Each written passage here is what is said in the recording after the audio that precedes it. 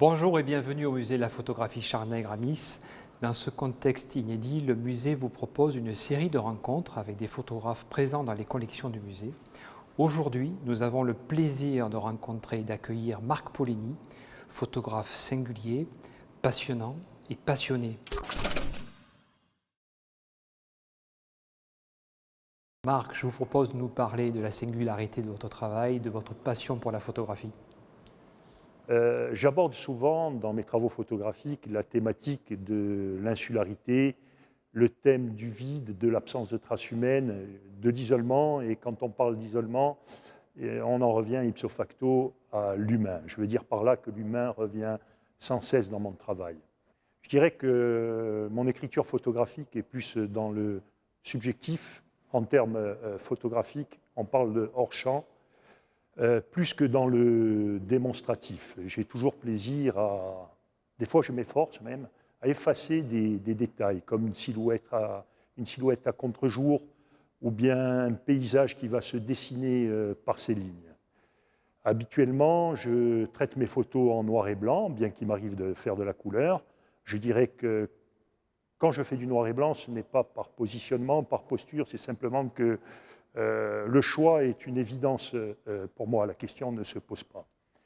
J'aime le noir et blanc pour la dimension abstraite qu'il offre, dans la mesure où il y a un décalage entre le noir et blanc et la réalité. La réalité, c'est ce que nos yeux nous permettent de voir, un monde en couleur. Donc, quand on regarde une photo en noir et blanc, il y a une forme de réduction qui s'opère, voilà, une réduction qui s'opère pour le regardant et qui le renvoie à un questionnement. Et en ce sens, la photographie noir et blanc est plus subjective. Le mystère aussi de l'univers du noir et blanc est cette temporalité flottante qui tourne autour de la photo. Quand la photo a-t-elle pu être prise ? Actuellement, à la demande d'une maison d'édition locale, de l'ère des livres, je travaille sur la Vésubie, suite à la tempête Alex de début octobre. J'ai remonté le lit de cette rivière jusqu'à sa source, en démarrant par son embouchure, celle du Var, où dans les jours qui ont suivi cette tempête, nous avons vu des objets qui ont été charriés, tels que des objets, des troncs d'arbres que j'ai photographiés comme des natures mortes. Et puis, en remontant le lit de cette rivière, j'ai traversé des villages, rencontré des autochtones, jusqu'à sa source du Boréon. Je dirais donc que ce livre mêle des images de reportage, bien que cela ne soit pas mon habitude, des images de portraits, de paysages, de nature morte. Et en fait, j'essaye, je tente de véhiculer mon regard sur cette nature qui a repris ses droits, et qui a effacé grand nombre de modifications qui avaient été apportées par l'homme. Et l'on constate que le dérèglement climatique est en route, qu'il est là, même très près de chez nous.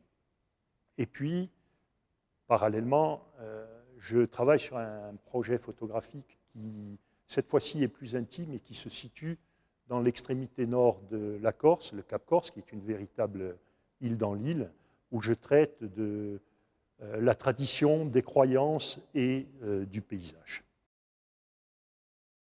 Nous allons à présent découvrir 4 images de votre collection. Je vous propose de nous les commenter.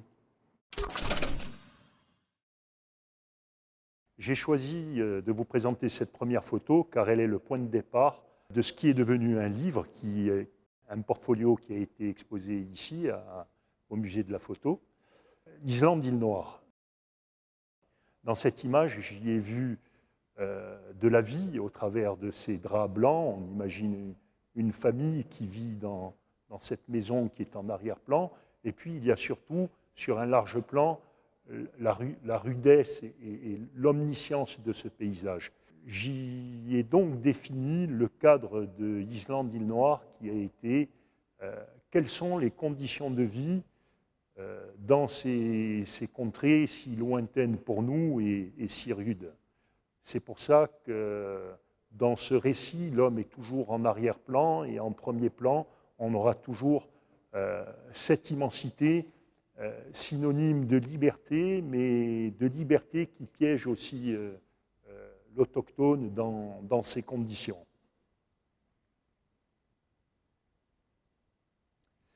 Cette deuxième image, j'aime particulièrement cette photo car je pense que si j'avais demandé à ces 4 jeunes de poser, je n'aurais jamais réussi à obtenir un emplacement, des attitudes,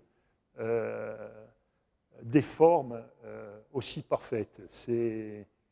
Pour moi, cette photo, tout est absolument à sa place. En photographie, c'est un peu un moment de grâce. La rondeur de ce ballon, ce jeune homme superposé, ces attitudes qui sont absolument de concert. Ce jeune, on imagine un couple au second plan, ces 2 jeunes au premier plan qui ont exactement la même attitude. Oui, si j'avais dû construire cette photo, j'en aurais été bien incapable.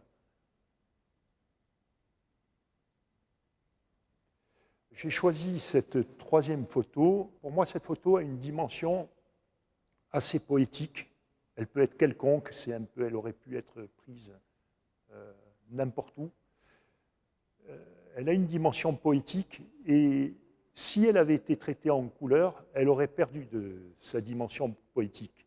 J'ai choisi cette photo pour appuyer le côté subjectif que peut présenter un traitement, un rendu noir et blanc. Cette 4e photo, elle a été prise en Sicile, dans la commune de Corleone.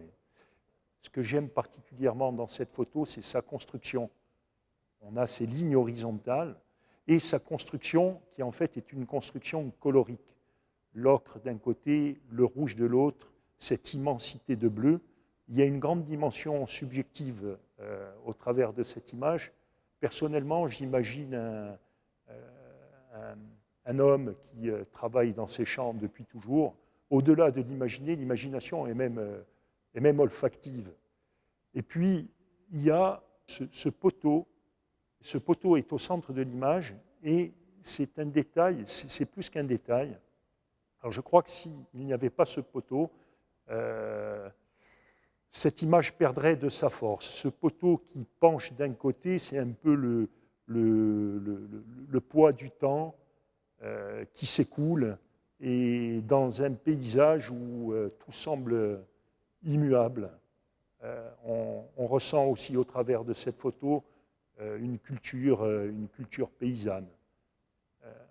Voilà, je vous ai présenté cette photo pour mettre en avant la dimension subjective qui peut être propre à chacun, que peut nous procurer une image.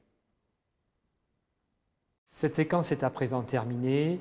Je vous dis à très bientôt pour une nouvelle rencontre au musée de la photographie Charles Nègre à Nice.